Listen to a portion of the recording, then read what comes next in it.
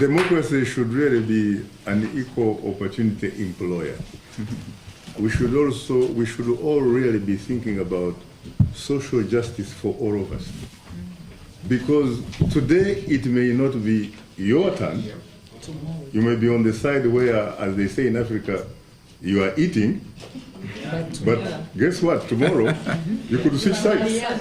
So why do we have to switch sides? Why can't we just live together? There's enough to go around for all of us. All the opportunities and what have you, really. I have to say, frankly, that I have been profoundly honored and exceedingly humbled to have had the opportunity to be the moderator for today's event. And I look forward to more opportunities, if they are ever there, so that we can continue, frankly, comparing notes about issues that affect all of us, really. And disagreeing is something that should be legitimate. It should be normal. If you think that you don't agree with someone, it is not very important, because that person at least may have an opportunity to persuade you the next time. I think what we don't need, frankly, is where you have an individual or a couple of individuals who think they are everything for everybody. There's not a single human being, frankly, even some of these great minds, that can go to sleep and wake up, and in the morning they have answers for everybody. If you look at societies, frankly, that tend to have developed, for the most part, it is societies that tend to have unfettered access to information. But if you have situations where there is an individual or individuals who have a monopoly over the information, or who occupy the entire political space, forget about development.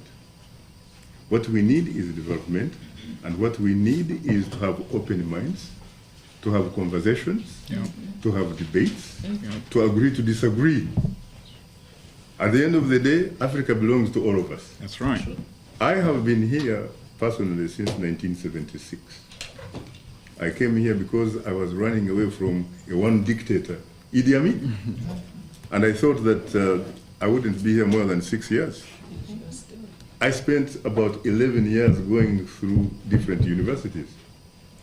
I was so intellectually malnourished. In fact, I consider myself, frankly, to be suffering from, at one time, intellectual kwashiorkor. But, you know, God is great. I have to say that, I always say that I owe a profound debt of gratitude to the American people. But I don't like the manner in which sometimes American administrations deal with my people and the mother continent. That's right. And I think we can make a difference, really, if we look at some of these issues critically without personalizing things. We should not personalize things. It is not fair for any president, no matter where you come from, to go and stay in a hotel in Manhattan for $20,000 a day. And when the New York Times correspondent asks you about that, you tell him not to ask you because he doesn't know that you used to sleep in trenches, in tents. That's not why you want leadership. You want leadership to make changes.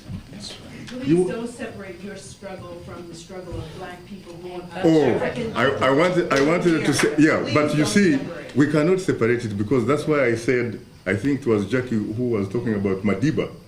And I said, if it wasn't for some groups here, for example, and that's why Madiba came here. Not just on that level. Not just on that No. the brutality. Yeah, we can go to Jim Crow. Leaders have been bought off too. Yeah. You look at Al Jim Sharpton, Crow. You look at Jesse Jackson. Yeah.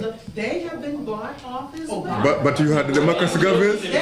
You had the great Marcus Garvey. Martin Luther King. They killed Malcolm X. Malcolm X. Stokely Carmichael's gone. I mean, who do we Kill a care? black person. You know, Agents of the as Martin Luther King once said, You have to deal with that. as Martin Luther King once said, that great preacher from the Deep South, once said, injustice to some is injustice to all of us.